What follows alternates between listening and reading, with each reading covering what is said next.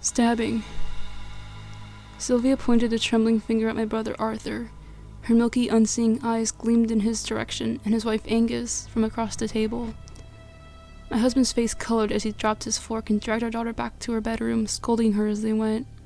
The rest of the night was awkward, and the pep in our conversation never recovered. 2 weeks later, Angus was stabbed to death in her office parking lot.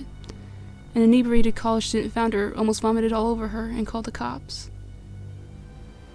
My brother swore he bore no ill will against my daughter, but I could tell he was lying. One day, the middle-aged woman who taught my daughter how to read Braille called me.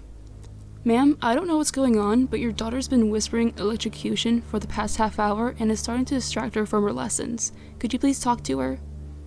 I did. Sylvia, in her 9-year-old lack of understanding, told me it was just a cool new word she learned at school. The death of an electrician made the headlines the following week. It was a freak accident involving tangled wires in a bucket of water. Sylvia's teacher's face was blurred for privacy, but her voice was familiar as anything to me. He was my partner, my soulmate. While my husband was working late, I called Sylvia into the living room. "Honey, is there anything Mommy should know?" She hesitated. "Honey, you know you can talk to me." She denied it once more. "I have no secrets from you, Mommy." My husband walked into the living room with his hair tousled and eyes distant. Instead of running to hug her dad, Sylvia simply turned towards him. "Fire," she said. My heart stopped.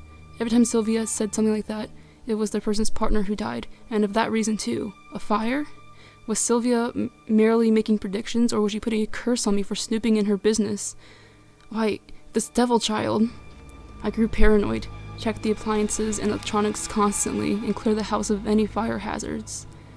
That was my life over the next few days. All the while I kept my eyes on Sylvia. Sylvia. I had grown almost hateful towards my own daughter. My husband came home one night, wounded and blackened with soot, while I sat in the living room and Sylvia listened to the radio beside me. "What's the matter?" I asked. He gulped. "One of my colleagues, her house caught fire. She was trapped in, but I managed to escape." That turned the gears in my head.